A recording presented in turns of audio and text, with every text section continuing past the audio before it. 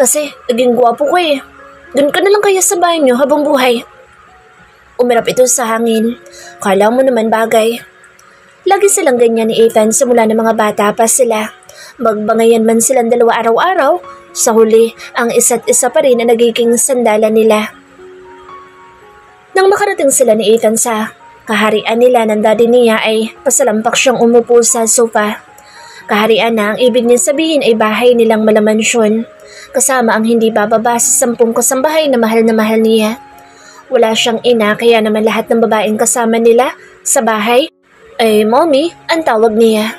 Si Ethan konti na lang tatawagin na rin niya itong mommy. Dahil pa kasi ang isang ilaw ng tahanan kung pagalitan siya nito minsan. Yung daddy niya nga kapag pinagsasabihan siya manumanay lang.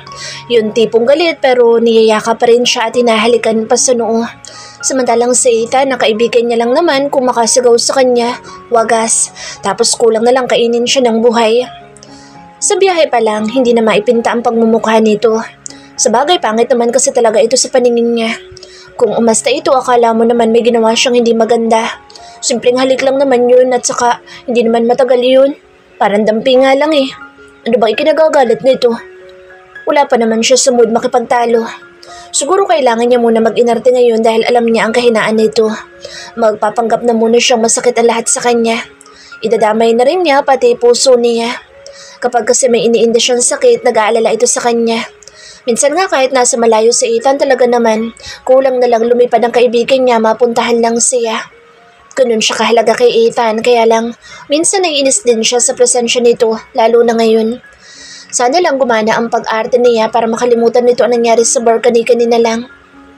Shit, my head hurts. Kung may reklamo niya pero hindi naman talaga ganoon kasakit ang ulo niya. Nahihilo siya, oo, pero hindi ganoon kalala. Laging ganyan ang technique niya kay Ethan lalo na kapag nakakagawa siya ng kalokohan. Magpapaawa lang at mag-iinarte tapos bibigay na ito. Mabilis din naman kasi itong maniwala sa kanya. Kanina ang yabang-yabang mo. Munti ka pang mapaaway. What's wrong with you, Queen?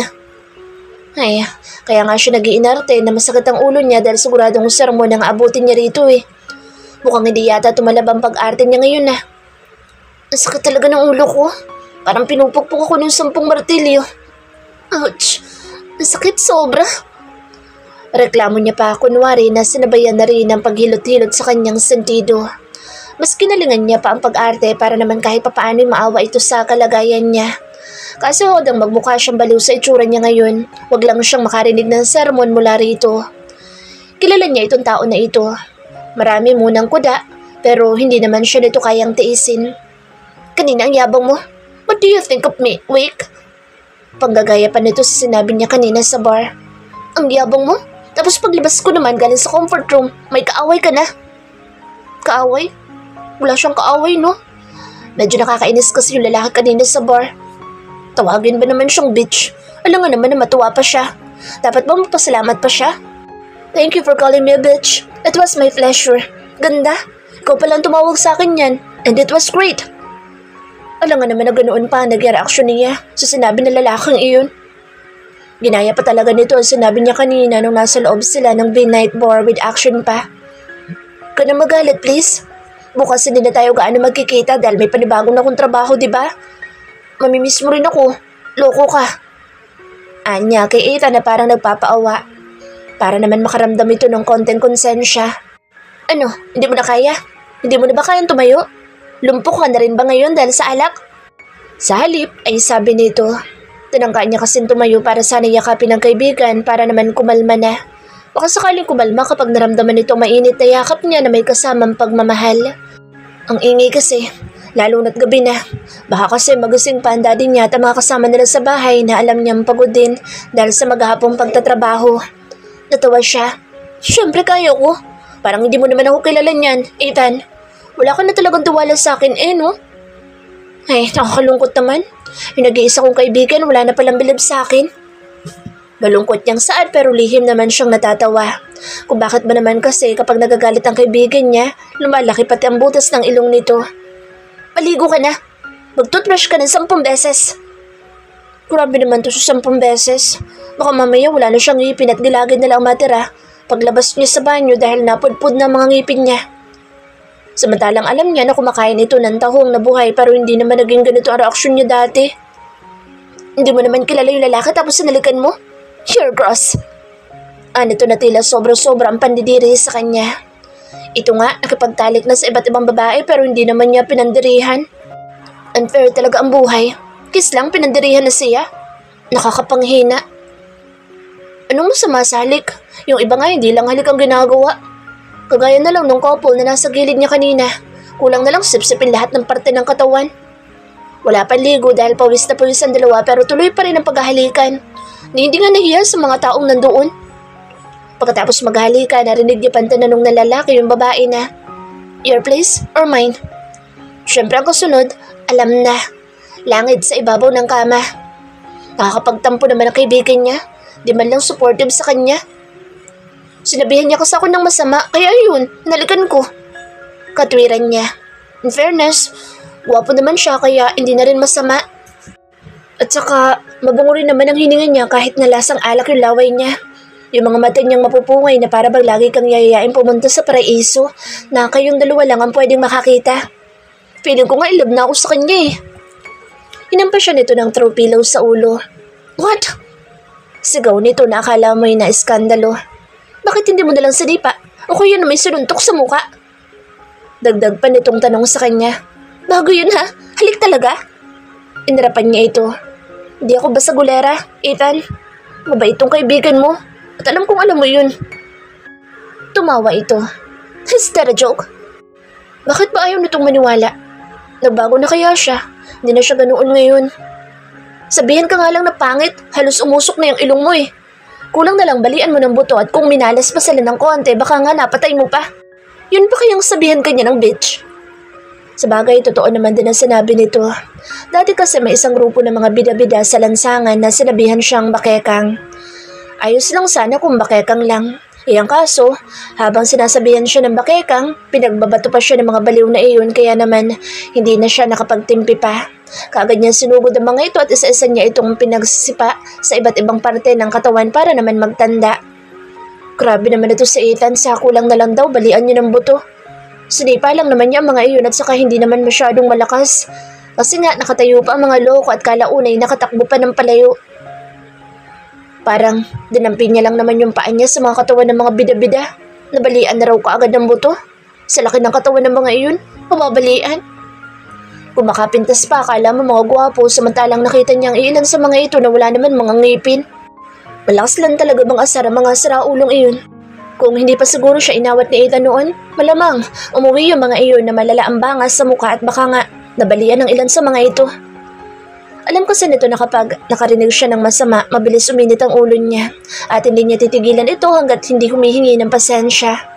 Pasalamat na rin siya dahil siya napiling pagtripan, dahil kaya niya ipagtanggol ang sarili. Hindi kagaya ng mga ordinaryong tao na baka kung ito ang pinagbabato ng mga gagong iyon na walang magawa sa buhay, baka umuwing duguan o di kaya isinugod pa sa ospital. Pero dun sa pogi kanina, kahit hindi niya alam kung bakit imbes na saktan niya, abay hinalikan niya pa. Napangiti siya sa sinabi nito dahil parang stress na sa kanya si Ethan kaya mas lalo siyang ginanahan na asarin ito. Hindi ko nakita ng gusto yung mukha niya pero sa palagay ko talaga ang gwapo niya. Pahayag niya at umarte pa na akala mo'y kinikilig ng gusto. Gwapo siya, di ba? Yeah, I saw his face at mukha siyang aso na nagkatuwang tao. Malamig nitong tugon sa kanya. Natawa siya dahil sa naging sagot nito. Uy, maniwala ako sa'yo. Siya pa nga lang yung lalaking nakita ko na pinakagwapo sa buong mundo eh. Inaasar lang naman niya ang kaibigan pero parang gusto na nitong manakit. Galit na galit kasi ito kapag may pinupuri siyang ibang tao maliban dito. Ang totoo kasi niyan, hindi niya gaanong nakita ang lalaking hinalikan niya kanina. Medyo lasing na rin kasi siya at nahihilo na pero alam niyang gwapo iyon. Nang hawakan niya kasi ang mukha nito, nasagay niya ang matatangos nitong ilong kaya alam niyang gwapo ang lalaking iyon. Kung hindi sana siya nito ininsulto, hindi rin naman sana niya iyon hahalikan. Tanaasan siya nito ng kilay. Maligo ka na. Kulang ka lang sa tubig. Hugasan mong maigi yung mga mata mo dahil baka puno ng alikabok yan. Umiiling-iling pa ito na parang hindi makapaniwala sa sinabi niya. Pangit na ang tingin mo sa gwapo at gwapo na ang tingin mo sa pangit. Ibang klase. Maligo ka na nga at magbabad ka na sa bathtub mo. Tapos bukas magpasukat ka na rin ng salamin. Ethan, untag niya sa kaibigan. Hindi ko yata kaya maging janitress. Baka doon na ako mamatay. Tapos yung uniform ko hindi pa pan-sexy. Parang iyo ko na talaga. Tingin ko talaga, doon na ako malalagutan ng hininga. Seryoso niyang ani kay Ethan pagkuwan. Tama na muna ang kalokohan. Hindi niya talaga kaya. Sa buong buhay niya, baril na ang hawak-hawak niya. Sa totoo lang, hindi pa siya nakakahawak ng walis man lang, pero syempre, alam niya naman kung paano gumamit ng walis. What the hell? Wala pa ko nabalitaan na namatay sa ganyan trabaho, Queen. Pero na lang kung tatalon ka sa building na lilinisan mo. Baliw ka pa naman, kaya hindi malayong tumalon ka talaga. Sabi nito sa kanya na halos mamilipit na sa kakatawa. Anong gusto mo? Habang nagmamap ka, nakagaon ka? Fine, bibilhan kita bukas ng maraming gown. Yung mga pangmalakasan at panlaban sa red carpet ang mga datingan. Parang gusto niyang ihagis itong palabas. Kabagan ka sanang lalaki ka. Kung makatawa, wagas. Lapit ka rito, Ethan. May sasabihin ako sa'yo. Nagdududa itong tumingin sa kanya. Wala akong gagawin sa'yo, no? Paniniguro niya para hindi ito matakot. Dahan-dahan itong lumapit sa kanya na tila takot na takot pa. Uy! Ano to na umiilag na kaagad at wala pa man siyang ginagawa. Parang baliw. Wala akong gagawin sa'yo. Paniniguro niya ulit. I don't believe you. Bilisan mo na. Maaga pa ako mag-a-apply bukas bilang certified janitress. Sabihin mo na kasi. Ano ba kasi yun? Kung umasta ito, akala mo papatayin niya. Sira ulo. Lumapit ka nga kasi dahil may sasabihin ako importante. It's a secret. Malumanan niyang wika para lumapit na ito sa kanya. Makaganti siya sa pangaasar nito. Ang gwapo kasi ng kaibigan niya pero para itong tanga dahil uurong tapos susulong ito kaya naman lalo siyang naiinis. Pagkalapit ito sa kanya, hinatak niya ito paupo sa sopa at kinurot niya ito sa singit ng malakas at pinong-pino. What the hell? Baka hindi na ako magkaanak? Reklamo nito. Akala mo naman itlog nito ang kinurot niya, singit lang naman. Umismid siya rito. Itlog mo ba yung kinurot ko? Nag-isip siya kunwari. Teka, may itlog ka nga ba? O baka naman puro buhok lang yan? Tanong niya habang nakanguso sa isang bagay na nakatago sa ilalim ng pantalon nito. Ha, ganun? Gusto mo ipakita ko sa iyo na malinis itong nasa paligid ng itlog ko? Wala tong kahit na isang damuoy. At dahil pinatulan na siya ng kaibigan niya ay siya na ang kusang sumuko dahil hindi siya mananalo sa mga usaping itlog at hotdog. Lalo na't may kalandian pa naman itong taglay. Umuwi ka na, Ethan. Paliligo na pala ako tapos matutulog na ako. Kailangan bukas. Magandang-maganda ako at fresh. Alam mo na, para sa pagpasok ko bukas. Sumanyas pa siya na lumabas na ito. Lock mo na lang ang pintuan, baka kasi pasukin ako sa kwarto ko. Sino naman magtatangkang pasukin ka? Wala namang makukuha sa'yo. Lugi pa nga sila sa'yo dahil bukod sa pangit ka, malakas ka rin kumain. Pasmado talaga ang bibig nito. Sige na, maligo ka na. Bukas ihatid kita sa magiging trabaho mo, Queen. Presenta nito. Hindi pwede. Baka mamaya may makakita pa sa akin na sumakay ako sa magarang sasakyan eh. Pagdududahan nila ako at baka hindi pa ako matanggap sa trabaho. At kapag wala akong trabaho, wala akong sweldo. At kapag wala akong sweldo, wala akong pera. At kapag wala akong pera, magiging pangit na ako. Mahabang paliwanag niya kay Ethan. Dati ka ng pangit kaya okay lang yan. Wala namang mawawala sa'yo kasi dati ka nang wala. Natatawa nitong sabi sa kanya. Ang dami ng pera mo kaya malabong magutom ka. Tsaka hindi mo naman hahayaan na magutom yung sarili mo dahil sobrang takaw mo. Malamang manghihingi ka sa mga kapitbahay mo kung sakali. Baka pala mukha mo eh. Ano akala nito? Grapal siya? Pangit siya? Sarap din pumatay minsan ng mga taong pasmado ang bibig eh. Umig ka sa mga kilay niya. Talaga? Pangit ako? Weh, hindi nga. Patay gutom ako? Ikaw dyan na matakaw dahil lagi ka nalang nakikikain dito sa bahay namin. Oo nga. Pangit ka, saka matakaw. Iyoko lang nasabihin sa'yo kasi baka masaktan ka. Buti sana kung totoo mga pinagsasasabi nito sa kanya. Kaya ayos lang na prangkahin siya ni Ethan. Ang kaso nga puro kasinungalingan lang ang mga lumalabas sa bibig nito. Hala mo talaga totoo eh. Kahit nga ipis napapahinto dahil sa kagandahan niyang parang isang diyosa. Kaya sa sobrang pagkatulala ng ipis, inaapakan na niya dahil ayaw nang umalis sa harapan niya. Why are you smiling? Tanong sa kanya ni Ethan. Lagi na lang ganito itong taong ito. Bigla na lang sumasabat sa tuwing may naiisip siyang maganda. Bakit masama na bang tumawa ngayon ha? Masama? Sabihin mo, masama ba? Paulit-ulit niyang tanong. Umiinit kasi talaga ang ulo niya kapag sinabihan siya ng pangit. Lalong-lalo na nitong Ethan na ito. I need a small apartment, Ethan. Dahil pansamantala, hihiwalay muna ako kay Dad. Tumango naman ito. Back to serious mode na silang dalawa. Okay, I will find you one. Hanapan mo ako bukas maghapon. Dalhin mo na rin ang mga gamit ko bukas sa apartment na makikita mo. Dahil doon ako tutuloy pagkatapos ng interview ko kay Biliana. Alright, what else? Tanong nito sa seryosong tinig. Yun lang muna, Ethan. Tatawagan na lang kita kapag naboard ako. Aniya, saka kumandat dito. O paano? Kailangan na muna natin maghiwalay. Go home and see you tomorrow. Love you, Itlog. Pagtataboy niya sa kaibigan. Ngumiwi naman ito habang umiiling-iling. Hindi siya nito sinagot. Ouch, wala bang I love you to? Paluloko niya pa rito. Tigilan mo ako, kilala kita. Di mo ako maluloko. Kapag sinabi kong I love you to, anong kasunod? Na magiging tayo? Tapos ano, mabubuntis mo ako? No, never. Lugi ako. Gwapo ako tapos ikaw ang pangit-pangit. Nakatingin lang siya rito habang marami itong sinasabi tungkol sa kanya. Kung saan ito masaya ay pagbibigyan niya na lang dahil kawawa naman. Tapos ka na? Umuwi ka na. Nakaismid niyang sabi rito. Babay, pangit. Sana pagising ko bukas, lumanda ka naman sa paningin ko. Pagkasabi noon ay nagtatakbo na itong palabas. Kala siguro nito ay hahabulin niya. Baliw. Pag-alis ng kaibigan ay tumayo na siya at pumunta sa sariling kwarto para maligo. May sarili kasi siyang banyo sa loob ng kanyang kwarto. Nang matapos siyang maligo, ibinagsak niya ang kanyang katawan sa malambot na kama at tumingala sa kisame. Kinakabahan siya dahil hindi niya alam kung ano mangyayari sa kanya kinabukasan. Hindi siya kinakabahan sa misyon niya kung hindi sa magiging paraan ng paglilinis niya. Kinabukasan, maaga siyang gumising. Kailangan niya maging responsable manggagawa kaya sisimulan niya iyon ngayong araw. Sumakay siya ng taxi para makarating sa kumpanya na pag-aari ni Biliana. Nang makarating siya sa kumpanya nito, ang una niyang ginawa ay tumingala at binilang kung ilang palapag ang lilinisan niya at ilang oras ang igugugol niya para malinis ang mga iyon. Bakit naman niya lilinisan ng maayos yun kung pwede naman pahapyaw lang? Para lang masabing naglilinis siya. Kaya lang sayang naman ang ibabayad sa kanya kung hindi naman niya gagawin na maayos ang trabaho niya. This is it. Wala na talagang atrasan. Umugot muna siya na isang napakalalim na hininga pagkatapos ay marahas niya rin ito ibinuga. Wala pa man siyang ginagawa pero pakiramdam niya pagod na siya. Pagpasok niya sa loob ng binet ay pinagtitinginan siya ng mga tao. Sino ba naman ang hindi? Sobrang ganda niya eh.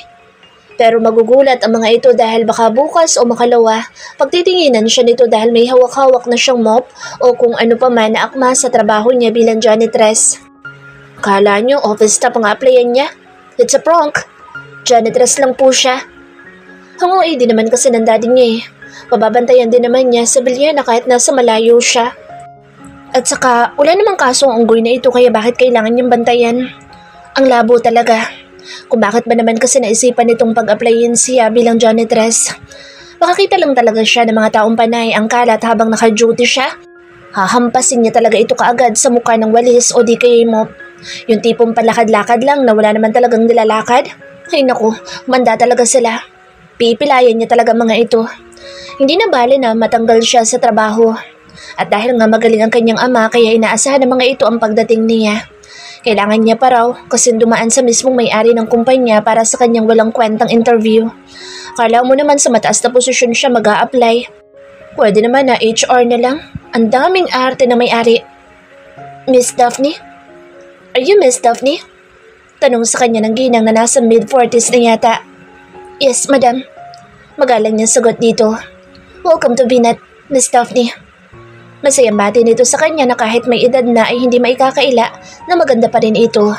Ito siguro ang secretary na magiging boss niya. Follow me. Sir Joshua is expecting you. Anito habang nakangiti. Langya, parang kinakabahan na tuloy siya dahil sa sinabi nito. Palingalinga pa siya sa paligid. Tinignan niya ang bawat sulok dahil balak niya maglagay ng hidden camera para kahit naglilinis siya ay kitang-kita niya kung anong pinagagagawa ni Biliana sa buhay nito. At syempre meron siyang suot na invisible earpiece at nakakonekta iyon kay Ethan na pangit. Si Ethan na magiging mata niya at siya ay tagasunod lamang. Lahat na nangyayari ay nakikita nito dahil isa itong halimaw.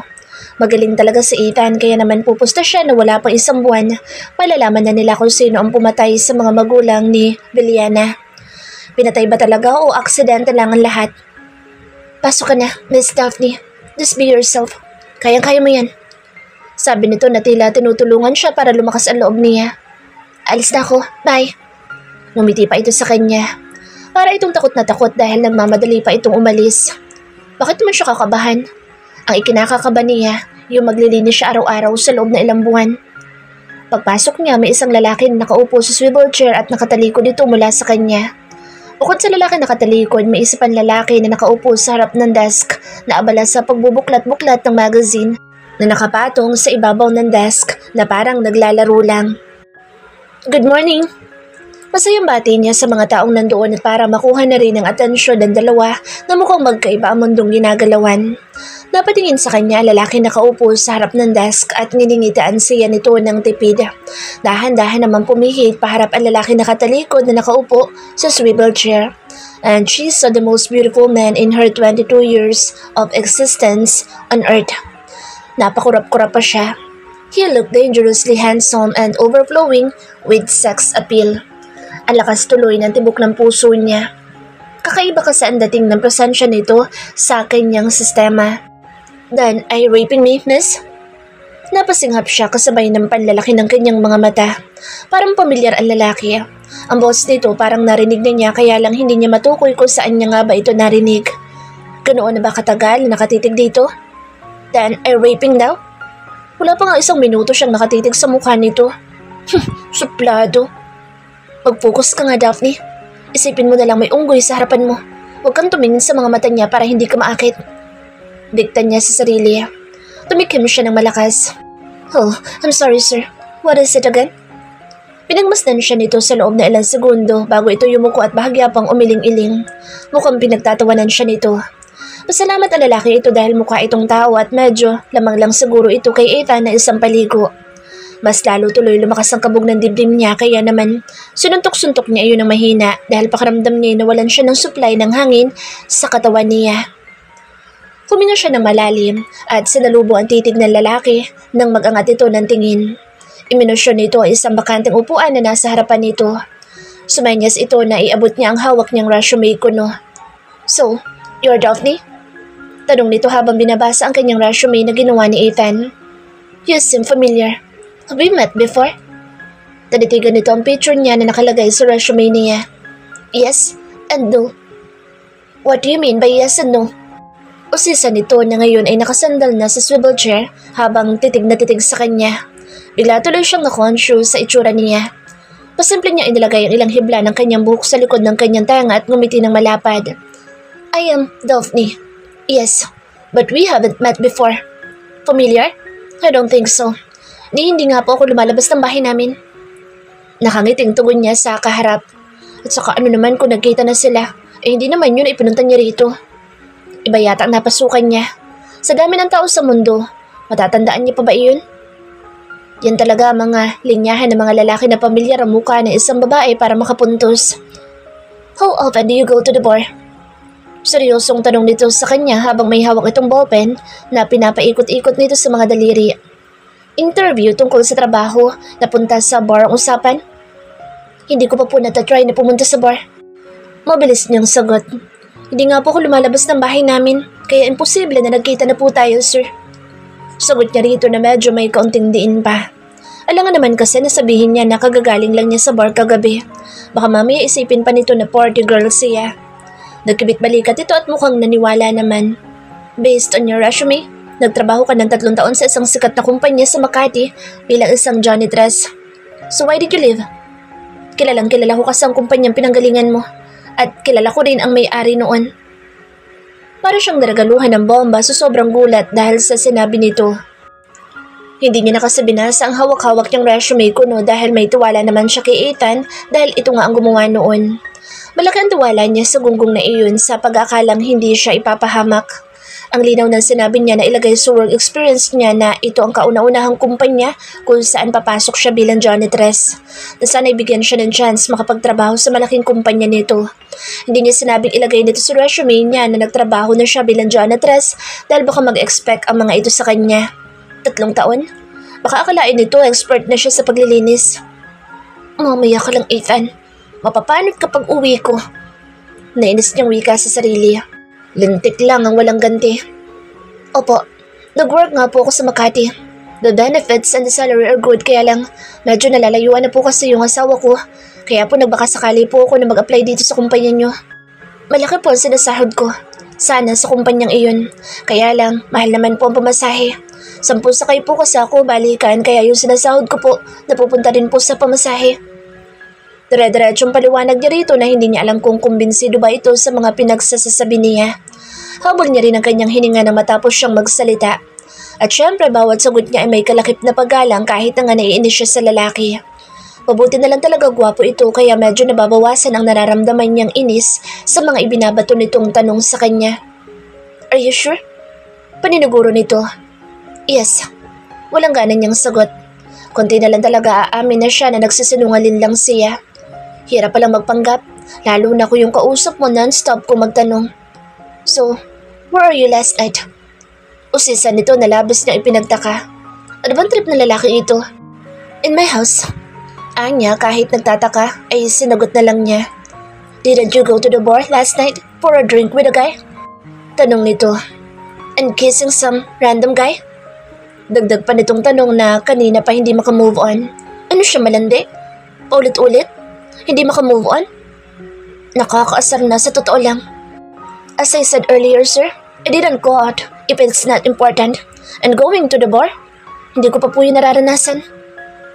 I saw you last night. Deklara nito na akala mo siguradong-sigurado na siya talaga ang nakita nito. Is that you? Aba, mali ko sa'yo. Tusukin mo yung mata mo dahil kung ano-ano yung nakikita mo. Bakit akong tinatanong mo? Ikaw naman ang nakakita sa sinasabi mo. Naiinis na bulong na isipan niya. Palumanay at punong-puno pa rin ng paggalang sa tuwing sasagot siya sa kaharap. Kahit na nga konti na lang ay mabibigwasan na niya talaga ito. Probably not, sir. Pagkatapos ng trabaho ko, umuwi nga po ako kaagad para mag-asikaso sa asawa ko at sa mga anak namin. Parang siya nagpapaliwanag sa isang batang paslit. Umismi dito. I saw you kissing another guy at the bar last night. Pinasadahan pa siya nito na lalo niyang ikinainis. Ano daw? Teka, paano nito nalaman na may hinalikan siya? Posible kayang siya yung hinalikan niya? Saglit siya nag-isip kung ito nga ba ang lalaking hinalikan niya. Matangos ang ilong ng hinalikan niya kagaya ng kaharap niya ngayon. Ano naman kung ito nga yung lalaking hinalikan niya sa bar? Kiss lang naman ang ginawa niya at hindi naman niya pinagsamantalahan. Silence means yes. Deklara nito nang hindi siya kaagad makasagot. Bigla siyang nataranta at bahagya pang napaatras nang bigla itong tumayo. Gagandihan ba siya nito ng halik dahil sa ginawa niya rito kagabi? Pwede naman, kaya lang, yung wala sanang tao makakakita sa kanila. Hindi naman siya papalago sa kasakali. Bulong niya sa sarili. Pagtayo nito, lumipat ito sa gilid niya. Itinaboy nito ang lalaki na kaupo doon at nagpalit ang dalawa ng pwesto. Last night, there's a girl who's mocking me that I'm not a good kisser. Hindi pala. Hindi raw ako masarap halikan. Ang dami pa naman niyang binato na pang-insulto sa taong hinalikan niya kagabi. Hindi siya mapakali sa kanyang kinauupan. Ang lapit na rin kasi ng mukha nito sa kanya at mukhang nananadya pa talaga pero syempre kailangan niyang tatagan ang loob at magpanggap na walang alam. Ha? Naku, syempre hindi. Wala akong hinalikan. Hindi ako yun, sir. Kapag nahalata nitong kinakabahan siya, sigurado magdududa ito. Bakit ba kasi ang ganda ng mga mata nito? Mata pa lang parang mapanganib na. Yung puso niya tuloy mukhang apektado na. Bulagin niya kaya ang mga mata nito. Kaya lang sayang naman dahil wala na siya makikitang guwapo. Tumikhim siya at umupo ng tuwid pero yung kamay niya halata ang panginginig nito. At saka, kung may halikan man po ako, malamang asawa ko po yun, sir. Di po ako basta-basta umahalik sa mga taong hindi ko kakilala, lalong-lalo na kung hindi ko naman po asawa. Ito mga labi ko, lumalapat lang po ito sa mga labi ng asawa ko. Kaya hindi po talaga ako yung tinutukoy nyo. Malabo po talaga. Kumbinsin niya sa lalaking kaharap habang nakanguwi. Hindi niya alam kung ito ba ang kinukumbinsin niya o sarili niya mismo. Nagsalubong ang mga makakapal nitong kilay. Isa na lang talagang tanong, hahalikan niya talaga ito. Are you sure? Napakamot siya sa ulo. Pakiramdam niya nagkaroon siya ng maraming kuto. Huminga siya ng malalim. Kalma lang, Daphne. Kalma lang. Paulit-ulit niyang paalala sa sarili. Tumingin siya sa mata nito ng diretso para kunwari totoo ang mga sinasabi niya kahit alam niyang mahirap makipagtitigan sa mga kagaya nito. Look, every person accused of any crime is considered innocent until proven guilty. Anya sa lalaking matiim na nakatitig sa kanya kaya alayo tuloy ng sagot niya. And last night, I'm with my husband. We're talking about our love story during high school days. Kaya malabo talagang ako yung tinutukoy mo, sir. Sobrang labo po talaga.